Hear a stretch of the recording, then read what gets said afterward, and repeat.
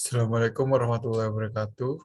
Di sini saya dari Pratama dengan NIM 18.145.006 akan mempresentasikan mengenai supply chain management, terutama di PT Besindo Central Container. Pembahasan yang saya anut di sini ada 4. Yang pertama itu mengenai supply chain management. Yang kedua, aliran supply chain management di PT Besindo Central Container. Yang ketiga ada mitigasi risiko. Yang keempat ada vendor management inventory.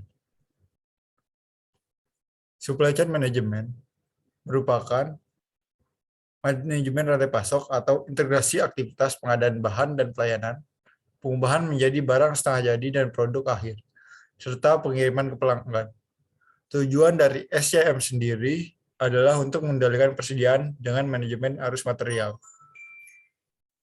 Di SCM terdapat 3 aliran, yaitu aliran material, aliran informasi, dan aliran uang. Pada SCM sendiri, pihak yang terlibat yaitu ada 6 pihak. Yang pertama itu ada pabrik, supplier, transport, gudang, retail, dan customer. Di sini merupakan alur supply chain management kontainer yang dianut oleh PT Besindo Central Container. Jadi terdapat 2 bagian, yaitu container terminal operation, yaitu berada di bagian pelabuhan, dan yang kedua itu ada container dry edge operation, di mana container dry edge operation ini berada di luar pelabuhan. Dapat dilihat di sini bahwa Empty Container Depot atau PT BCC berada di aliran nomor 2 jika dimulai dari pool atau container truck. Sedangkan jika dimulai dari importir atau shipping, maka aliran PT BCC berada di aliran nomor 6. Untuk lebih lengkapnya akan saya jelaskan di selanjutnya. Di mana di sini ada material flow atau aliran materialnya. Aliran material sendiri di sini sebagai empty container, di mana pool truck atau sebagai supplier yaitu menyuplai mobil truk yang akan mengangkut empty container. Selanjutnya truk tersebut mengalir ke depo kontainer. Di depo kontainer sendiri memiliki alur beberapa bagian seperti pertama container in dan security in. Yang selanjutnya survey dan locate in, di mana di sini kontainer atau truk diperiksa kelayakan dari kontainer tersebut. Setelah diperiksa, maka truk atau kontainer tersebut akan di-washing atau dicuci. Selanjutnya, setelah proses pencucian, maka ada proses pemisahan available atau damage, di mana di sini kontainer yang kondisinya baik dipisahkan menjadi stacking available, sedangkan kontainer yang kondisinya kurang baik atau rusak atau damage dilakukan perbaikan terlebih dahulu sebelum selanjutnya memasuki stacking available. Stacking available di sini di mana kontainer kosong atau empty container disimpan. Biasanya terdapat 6 tumpukan sampai 8 tumpukan atau bisa juga 4 tumpukan. Hal ini tergantung kondisi dari K3-nya sendiri. Setelah dilakukan stacking available, maka lanjutnya locate out dan survey, di mana ketika kontainer ingin digunakan, maka dilakukan survei kembali sebagai uji kelayakannya. Setelah itu dilanjutkan ke security out dan container out untuk memeriksa dokumen-dokumen perjalanan dari kontainer tersebut. Selanjutnya proses shipping, di mana proses shipping ini berasal dari depo kontainer menuju ke cargo owner atau customer. Selanjutnya setelah sampai cargo owner atau customer, empty container yang tadinya kosong diisi oleh customer tersebut menjadi cargo owner untuk didistribusikan kembali menurut customer tersebut, misalnya diimpor atau diekspor menuju ke pelabuhan. Selanjutnya ini ada mitigasi risiko pada material flow-nya.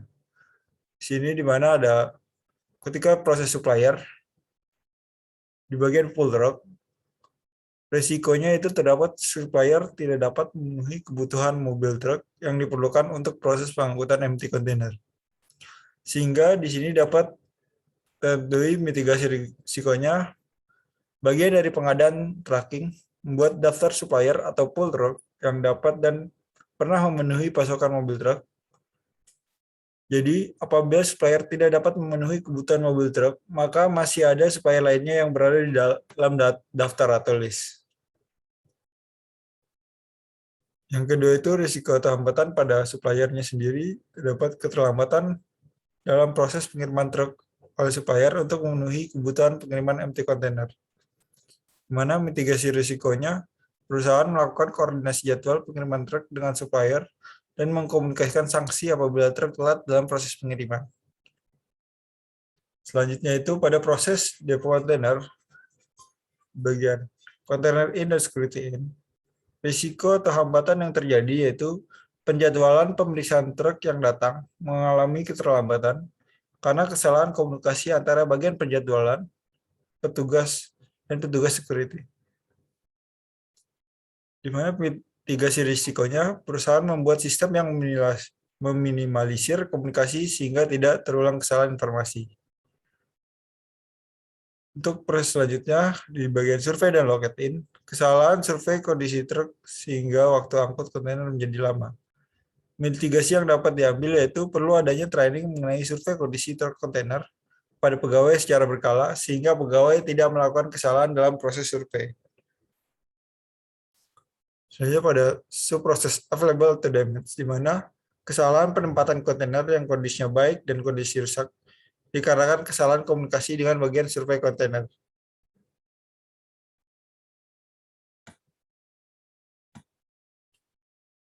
Selanjutnya di mana mitigasi yang dapat diambil, melakukan koordinasi dengan divisi survei mengenai kondisi kontainer dan memberikan peringatan kepada pegawai yang melakukan kesalahan komunikasi sebagai bentuk sanksi pertama. Di bagian available atau damage ini terdapat risiko atau hambatan kedua ya, di mana waktu proses perbaikan kontainer yang rusak terjadi keterlambatan dikarenakan jumlah kontainer yang butuh diperbaiki banyak, sedangkan petugas yang melakukan perbaikan tidak memadai. Mitigasi risiko yang dapat diambil oleh perusahaan yaitu menambah atau menyewa petugas perbaikan agar waktu perbaikan tiap kontainer menjadi berkurang.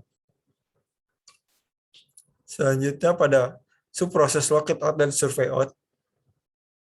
Risiko atau hambatan yang terjadi, petugas tidak melakukan survei sesuai SOP sehingga ketika truk kontainer dalam perjalanan mengalami kerusakan.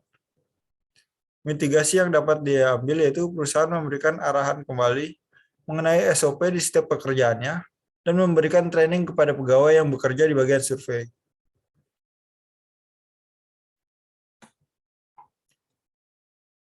Yang selanjutnya itu pada proses security out dan container out.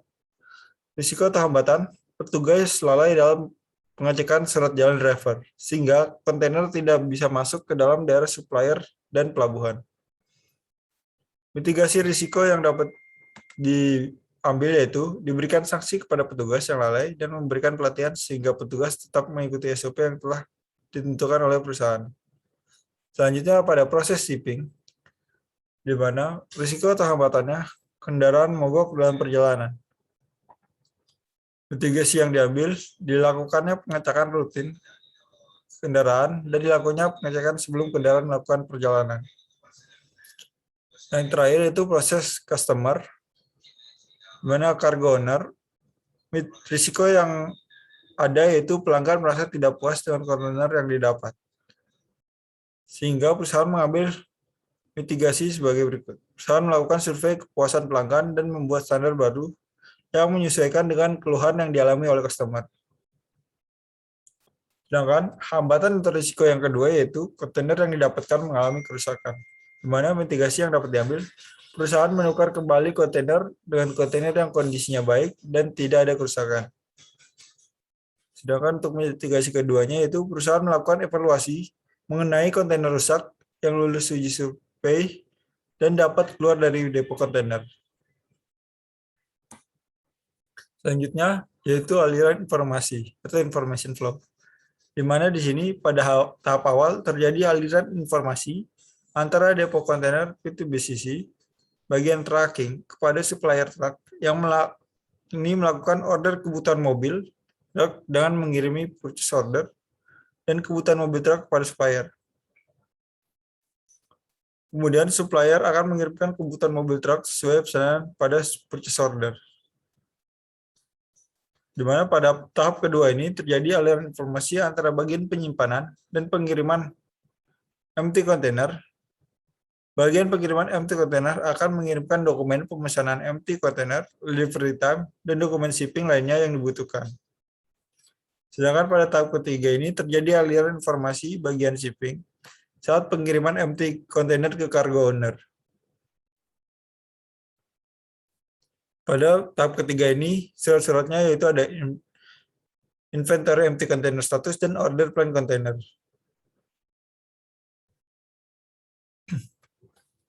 Mitigasi yang terdapat pada aliran flow ini, aliran informasi, di mana risiko atau hambatannya terjadi kesalahan dalam menghitung total empty container yang tersedia berdampak pada pesanan konsumen terhadap kebutuhan empty container.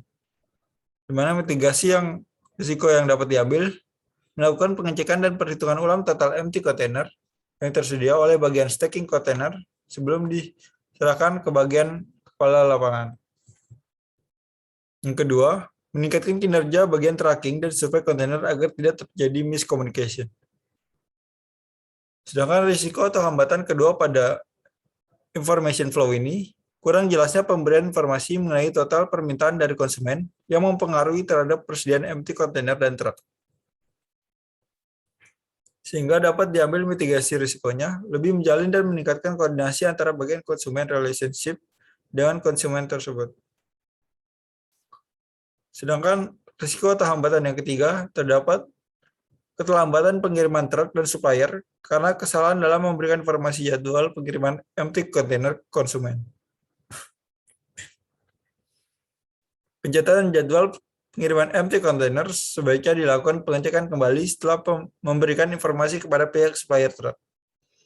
Sedangkan mitigasi keduanya menambahkan bagian pencatatan jadwal pengiriman agar dapat saling mengkoreksi apabila terjadi kesalahan jadwal.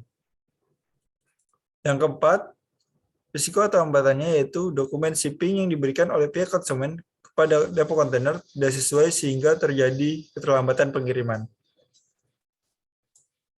Mitigasi risikonya yang dapat diambil yaitu melakukan koordinasi kembali kepada pihak konsumen mengenai persyaratan perjalanan. Selanjutnya yaitu aliran keuangan atau funds flow.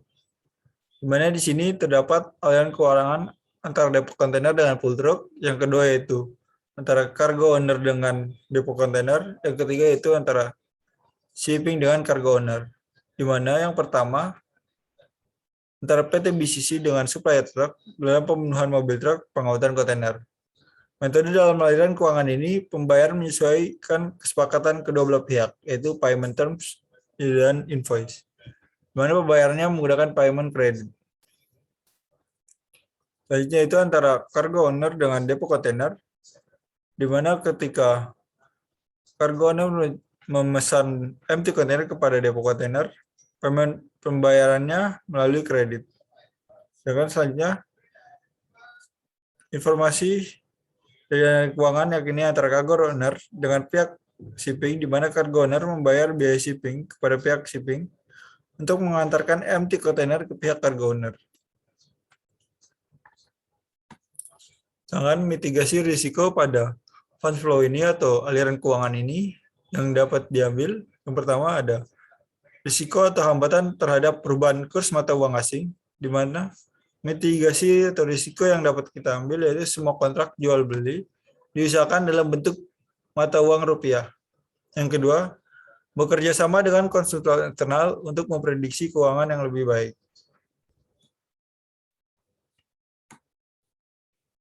Selanjutnya itu risiko atau hambatan yang kedua, kesalahan perhitungan jumlah pembayaran supplier dikarenakan ketidaktelitian pekerja dalam menghitung hasil pencatatan penimbangan ulang saat menerima truk.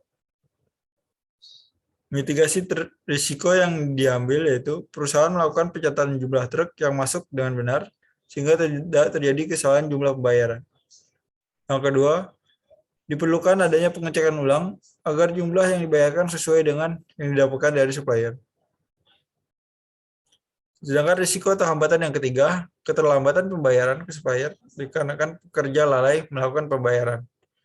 Di mana mitigasi risiko di sini terdapat 3 yang dapat kita ambil. Yang pertama, perusahaan membuat surat peringatan sampai dengan sanksi ke pegawai yang tidak mengikuti SOP dan akan dievaluasi kinerjanya. Yang kedua, perusahaan bekerja sama dengan pihak bank setempat agar dapat melakukan pembayaran otomatis setiap periode pembayaran ke supplier.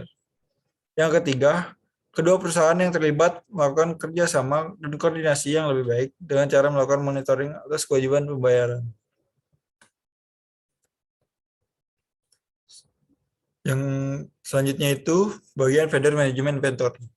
Vendor management inventory merupakan salah satu sistem manajemen persediaan barang dengan mengandalkan kerjasama perusahaan dan vendor atau supplier untuk dapat melihat stok perusahaan dan kemudian dipenuhi sesuai target penjualan perusahaan. Sistem vendor management inventory atau VMI ini sangat membantu perusahaan dalam proses stock opening sehingga dapat memastikan bahwa produk yang dijual selalu terdata, layak dikonsumsi, dan layak dijual tersusun dengan baik. Selain itu, PMI juga dipergunakan untuk merencanakan strategi stock adjustment bagi perusahaan, sehingga tetap meningkatkan profitabilitas perusahaan tersebut. Di sini, penelitian PMI membutuhkan keterbukaan informasi mengenai level persediaan dan jumlah permintaan konsumen dari pihak retailer terhadap pemasok. Dengan cara seperti ini, pihak pemasok dapat melakukan perencanaan produksi, penjualan pengiriman barang, pemenuhan persediaan retailer, perencanaan pembelian, serta proses logistik lainnya dengan lebih baik. Dalam sistem PMI ini, terdapat 2 fenomena yang terjadi di dalamnya, yaitu information sharing dan proses integration. Di mana kedua fenomena ini yang terjadi pada penerapan VMI memberikan keuntungan pada pengelolaan sebuah rantai pasok. Selanjutnya itu adalah langkah mengimplementasikan VMI atau Vendor Management Inventory. Yang pertama itu, ketentuan perjanjian kontrak harus dinegosiasikan, di mana negosiasi tersebut termasuk keputusan mengenai kepemilikan, kapan barang akan dikirim, persyaratan kredit, tanggung jawab pemesan, dan ukuran performansi seperti tingkat layanan atau persediaan jika diperlukan. Yang kedua yaitu tahap eksekusi, di mana di tahap eksekusi ini terdapat 3 hal yang harus diperhatikan. Yang pertama, mengembangkan sistem informasi yang terintegrasi untuk supplier dan retailer. Sistem informasi tersebut harus mudah diakses oleh kedua belah pihak. Yang kedua, mengembangkan teknik peramalan yang efektif untuk digunakan oleh vendor dan retailer, mana agar di sini tidak terjadi kesalahan. Ketiga, mengembangkan decision support tools untuk membantu dalam mengkoordinasikan kebijakan manajemen, persediaan, dan transportasi. Sistem yang dikembangkan tentu saja akan tergantung dari kemitraan dari kedua belah pihak. Yang selanjutnya itu proses vendor management inventory. Proses vendor management inventory ini terdapat 3 proses. Yang pertama, kesepakatan perusahaan dengan pihak vendor. Kesepakatan yang dimaksud di sini, proses vendor management inventory yang pertama yang dilakukan adalah diawali dengan adanya kesepakatan antara perusahaan dengan vendor atau supplier dengan memberikan daftar barang yang akan dibeli, komitmen jumlah barang yang akan dibeli dalam periode tertentu, dan harga yang telah disepakati bersama. Yang kedua, pembuatan purchase order. Pembuatan purchase order ini pada PMI yaitu kesepakatan-kesepakatan yang kemudian akan dituangkan sebagai purchase order. Setelah itu, vendor atau supplier akan mengirimkan barang pertama sesuai dengan kesepakatan. Dalam pembukaannya, vendor akan membuat purchase receipt tanpa approval dari perusahaan. Yang ketiga, dalam proses VMI ini, pembayaran tagihan perusahaan. Di mana proses VMI terakhir ini, pembayaran tagihan perusahaan berdasarkan pada invoice yang dikeluarkan oleh vendor atau supplier, sesuai dengan jumlah pengiriman hingga pengiriman yang telah dilakukan. Selanjutnya, yaitu faktor-faktor yang mempengaruhi strategi vendor management inventory atau VMI. Di sini, faktor pertama yaitu terdapat hubungan dengan mitra kerja. Faktor ini mempengaruhi strategi vendor management inventory, yaitu kemitraan. Kemitraan menjadi suatu solusi agar usaha dapat menciptakan kepercayaan yang berjalan dengan baik, sehingga dibutuhkan sebuah ikatan partnership yang kuat. Yang kedua, keuntungan bagi kedua belah pihak. Dalam membangun hubungan bisnis yang terjalin jangka panjang, maka dalam hubungan supplier collaboration harus dapat memberikan keuntungan bagi kedua pihak seperti rumus vendor management inventory, haruslah dapat meningkatkan konversi penjualan agar dapat terhindar dari faktor yang dapat mengancam kestabilan bisnis. Yang ketiga, memiliki tujuan yang sama. Pada faktor yang ketiga ini, penerapan strategi VMI sangat dibutuhkan adanya tujuan yang sama agar dapat menciptakan laba atau keuntungan perusahaan. Yang keempat, sumber daya yang mendukung. Sumber daya perusahaan yang mendukung di sini dapat meningkatkan efisiensi dan mengurangi biaya. Dengan meningkatkan efisiensi perusahaan, dapat merencanakan hal-hal yang bersifat ekspansi dan inovasi sehingga perusahaan dapat tetap memiliki keunggulan kompetitif dengan para pesaing. Yang kelima, yaitu teknologi yang memadai. Pada faktor yang kelima ini, perkembangan teknologi saat ini faktor teknologi sangat berpengaruh pada vendor management inventory dikarenakan hal tersebut dapat mempercepat proses bisnis. Sekian presentasi saya mengenai supply chain management, mulai dari pengertian supply chain management di PT BCC, mitigasi risikonya, dan vendor management inventory. Kurang lebihnya mohon maaf. Wassalamualaikum warahmatullahi wabarakatuh.